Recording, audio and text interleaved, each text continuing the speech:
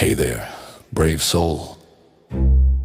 Before the story begins, don't forget to subscribe and hit that like button. It helps keep the spooky stories coming. And who knows, it might just keep the skeletons happy. Listen carefully, young mortals. For this tale takes place in the hallowed halls of learning, where knowledge is power and power corrupts absolutely. This is the story of Ridgemont Academy, the most prestigious private school in the state, where every student graduates with perfect grades, perfect college admissions, and perfect futures. But perfection, as you'll discover, always comes with a price. It was September 2020 when 17-year-old Alex Chen received the letter that would change his life forever. A full scholarship to Ridgemont Academy, something that had never been offered to a student from his public school background. His parents wept with joy, his teachers applauded his achievement, and Alex himself felt like he'd won the lottery. But as he stood before the imposing Gothic architecture of Ridgemont Academy on his first day, Alex couldn't shake the feeling that something was watching him from the darkened windows above. The building loomed like a cathedral of learning, its spires reaching toward the sky like grasping fingers, its gargoyles seeming to track his movement across the manicured courtyard. "Welcome to excellence, Mr. Chen," said Headmaster Blackwood, a tall, gaunt man whose smile never quite reached his steel gray eyes. "At Ridgemont, we don't just educate students, we perfect them." Alex had always been a good student, B's and A-minuses, honor roll material. But at Ridgemont, he quickly learned that good wasn't good enough here.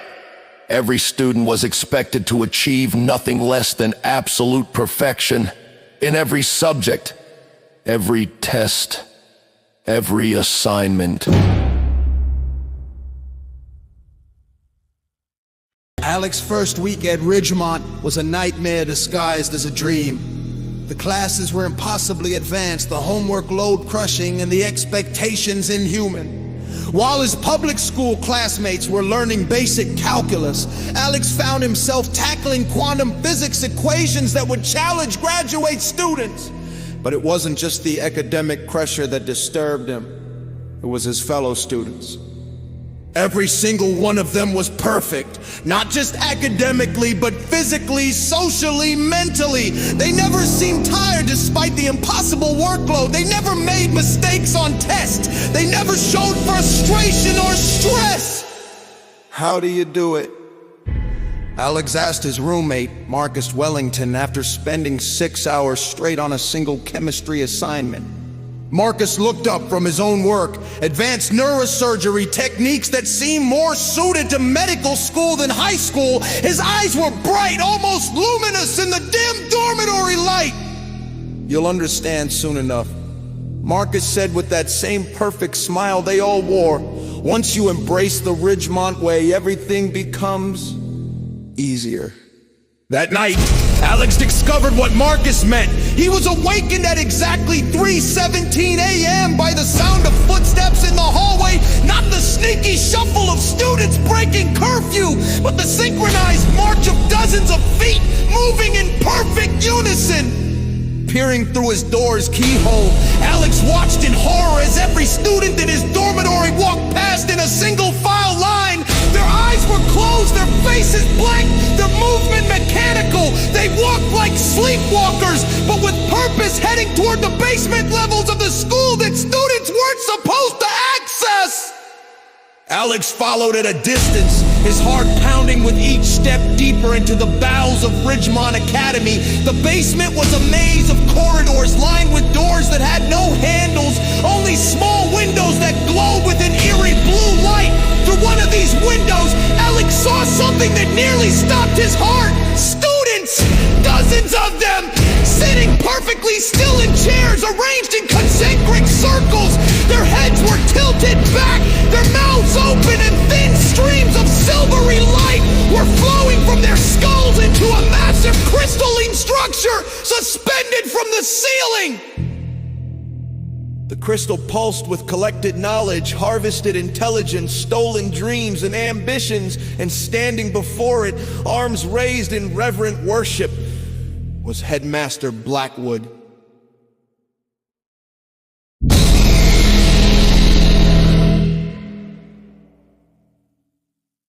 Alex stumbled backward, his mind reeling from what he'd witnessed.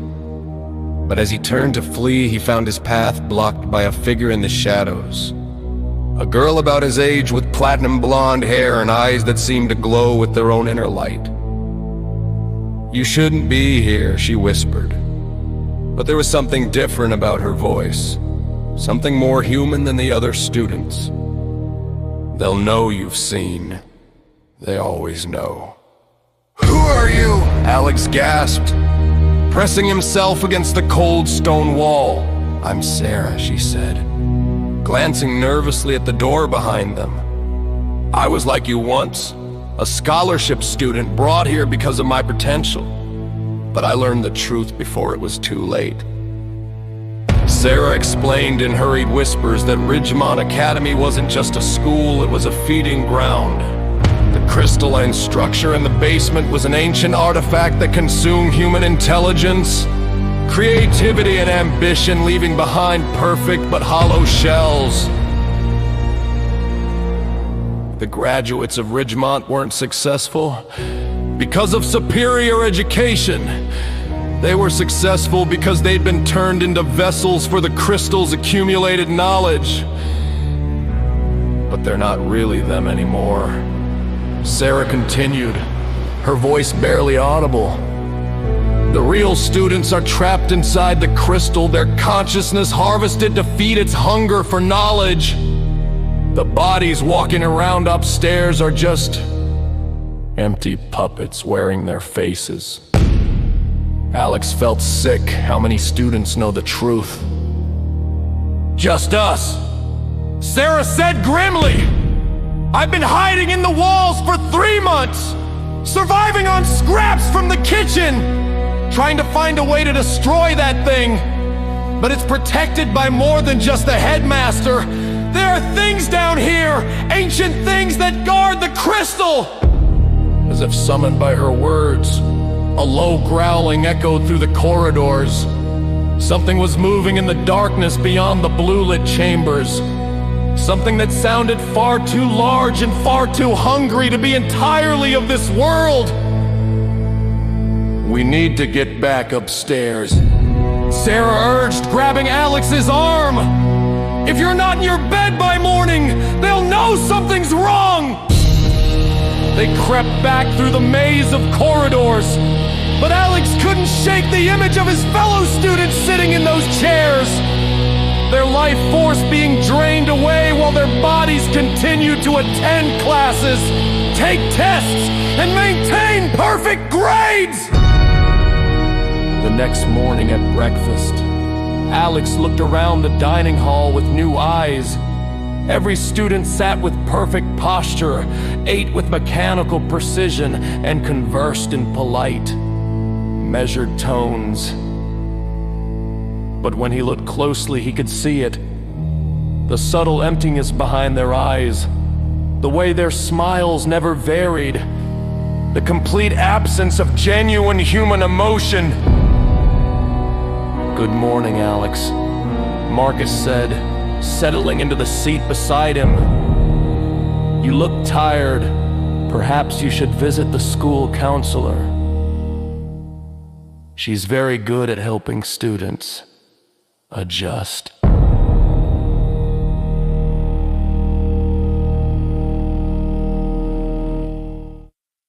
The school counselor, Dr. Vera Whitmore, had an office that looked like it belonged in a luxury spa rather than a school. Soft lighting, comfortable chairs, and the subtle scent of lavender in the air. But there was something wrong with her smile. It was too wide, too constant, and her teeth seemed just a little too sharp. "Alex, dear boy," she purred, gesturing for him to sit in the plush chair across from her desk. Marcus tells me you've been having trouble sleeping. Adjustment issues are perfectly normal for scholarship students. The transition from lesser institutions can be quite overwhelming. As she spoke, Alex noticed that her eyes never blinked, not once. And the paintings on her wall seemed to shift when he wasn't looking directly at them. Academic scenes that gradually transformed into images of students with hollow eyes and slack jaws.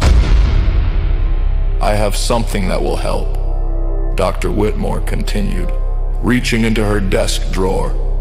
She produced a small blue crystal pendant identical to one he'd seen around the necks of several other students. "This is a focus enhancer.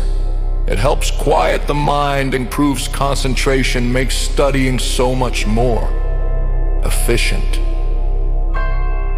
Alex's blood ran cold. The pendant pulsed with the same eerie light he'd seen in the basement.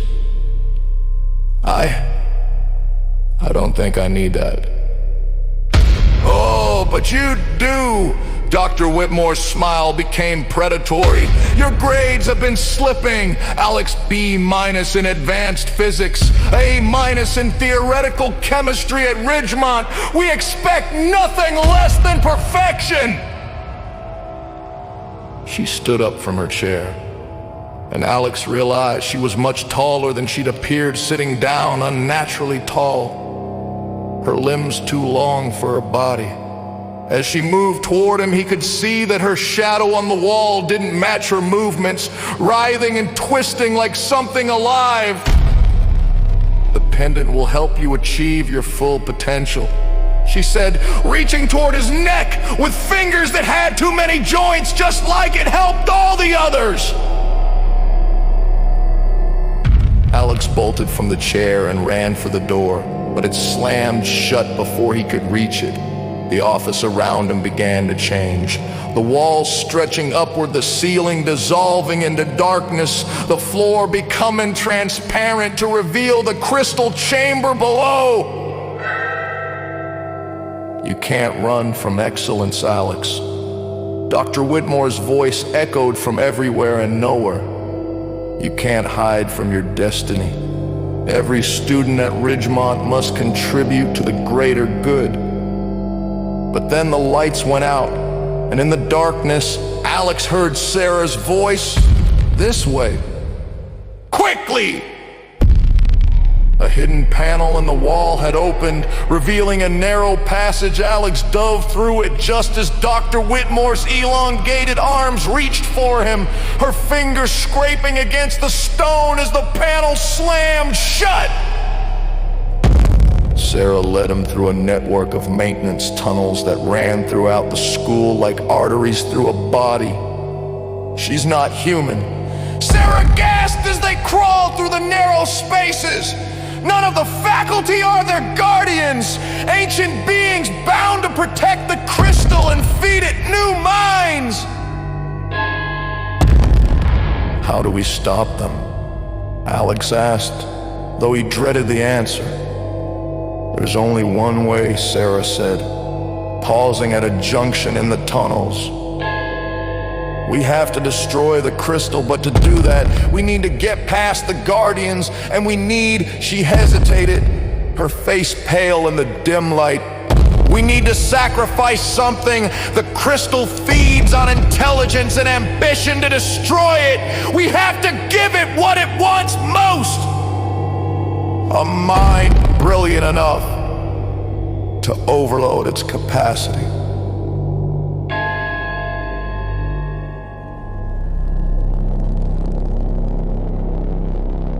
That night, as the witching hour approached, Alex and Sarah made their way back to the basement. But this time, they weren't running. They were hunting. Sarah had spent months studying the crystal's patterns, learning its weaknesses, and she discovered something the Guardians didn't expect. The crystal's hunger could be turned against itself. The artifact doesn't just consume intelligence, Sarah explained as they crept through the corridors. It's addicted to it. If we can feed it more knowledge than it can process, overload its capacity, it will turn on itself and implode. They reached the chamber, where the crystalline structure pulsed with stolen minds. The students sat in their circles, their consciousness trapped within the crystal while their bodies continued their hollow existence above. But tonight, there were empty chairs waiting for Alex and Sarah. Headmaster Blackwood stood before the crystal, his arms raised in worship around him. The faculty members had shed their human disguises, revealing themselves as tall, spindly creatures with too many joints and eyes that glowed with the same blue light as the crystal. "Welcome, young scholars," Blackwood said without turning around. "We've been expecting you. The crystal is hungry tonight, and your minds will make a particularly satisfying meal." "You're right about one thing," Alex said, stepping into the chamber. "Tonight, someone's gonna be consumed." Sarah nodded and pulled out a device she'd been building in secret, a modified tablet loaded with every piece of information she could access from the school's network. Not just textbooks and lectures, but the entire digital repository of human knowledge.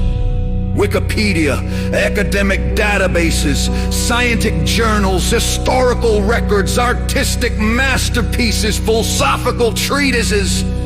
Centuries of accumulated human knowledge, she said, holding the device toward the crystal.